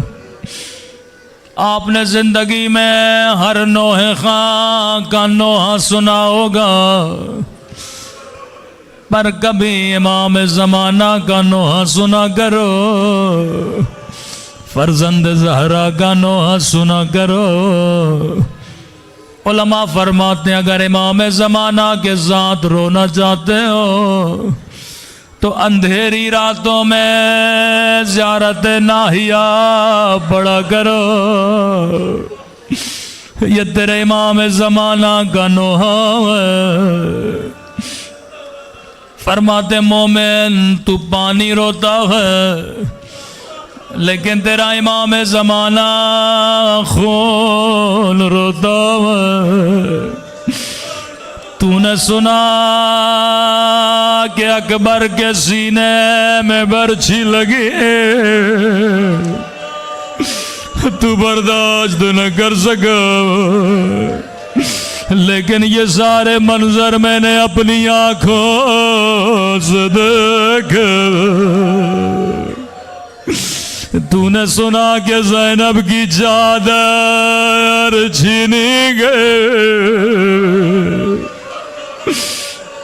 لیکن میں نے یہ سارے منظر اپنی آنکھوں سے دیکھے. بڑے سخت مصائب ہیں، لیکن کمال مصیبت یہ جملے کسی ذاکر کے نہیں، یہ جملے امام زمانہ کے ہیں. سنیں گے اپنے جد کی مصیبت کو کیسے یاد کر کے روتے ہیں. فرمایا میرا سلام ہو ان ننے سے رخساروں پہ،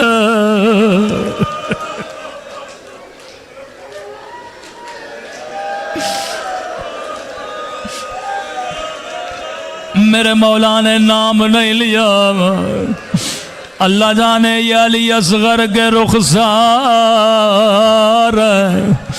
یا قاسم کے رخسار نشانی خود بتا دے.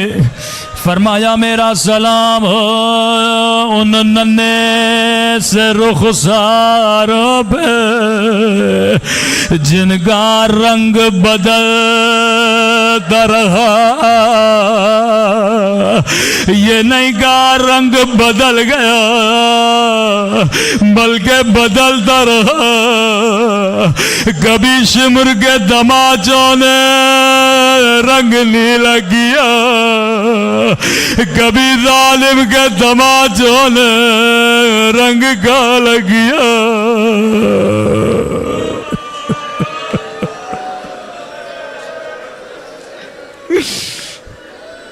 میں قربان امام زمانہ آپ کی مظلومیت پہ.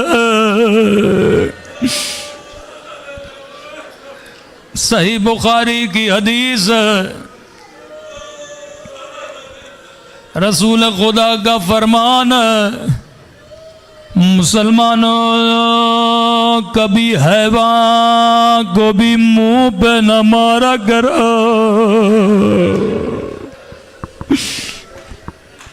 حیوان کے چہرے کا بھی احترام کیا کرو, کبھی حیوان کو بھی منہ پہ نہ مارا کرو. روایت کے جملے ہیں زندان شام, بچی کی گود میں بابا کا کٹا ہوا سر آیا, سر کو سینے سے لگایا, رو کے کہنے لگی میرے غریب الوطن بابا, او میرے 3 دن کے پیاسے بابا, بابا ذرا آنکھیں کھولو, ذرا میرے چہرے کو دیکھو. بابا تیری سکینہ کا رخسار چھوٹا تھا لیکن ظالم کا ہاتھ بڑا تھا.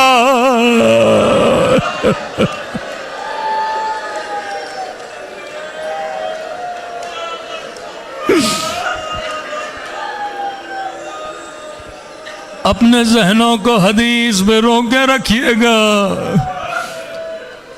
فرمایا مسلمانوں کبھی حیوان کو بھی منہ پہ نہ مارا کرو.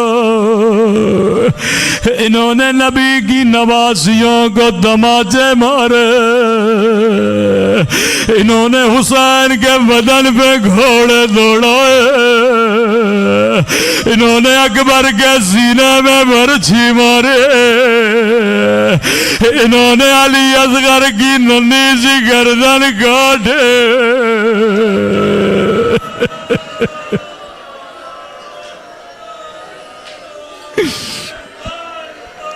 بڑے ظلم ہوئے کربلا میں,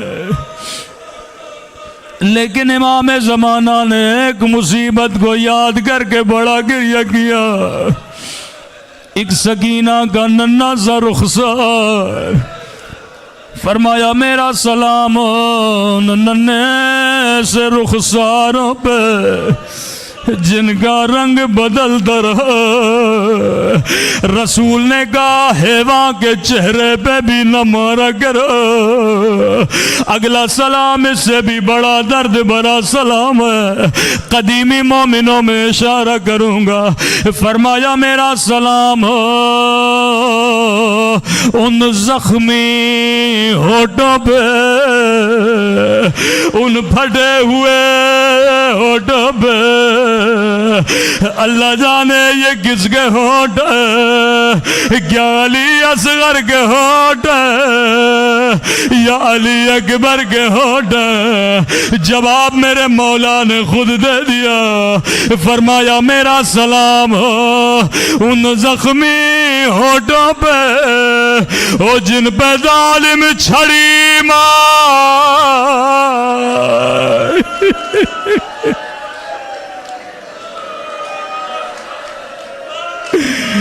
جن پہ ظالم ظالم چھڑی مارا تھا، میں کہوں امام زمانہ وہ ڈاپ کو یاد ہے، لیکن میرا سلام ان ننھی سی آنکھوں پہ جو یہ منظر دیکھ رہے تھے۔ اللہ کسی بچی کا بابا کی کٹی ہوئی گردن نہ دکھائے۔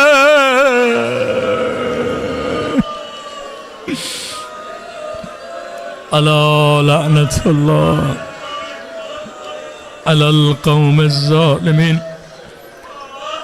پروردگار تجھے حسین کی کٹی ہوئی گردن کا واسطہ، تجھے حسین کے زخمی ہونٹوں کا واسطہ، تجھے سکینہ کے زخمی رخساروں کا واسطہ، پروردگارہ ہمارے مولا اور آقا امام زمانہ کا ظہور فرما، ہم سب کو مولا کے انصار میں شمار فرما، بالاخص مرحوم محمد منہال ابن امجد علی کے درجات کو بلند فرما، اس مرحوم کے سفر برزخ کو آسان فرما، مرحوم کو شفاعت شہید کربلا نصیب فرما، مرحوم کو شہداء کربلا کے ساتھ محشور فرما، مرحوم کے خانوادے کو صبر جمیل عطا فرما۔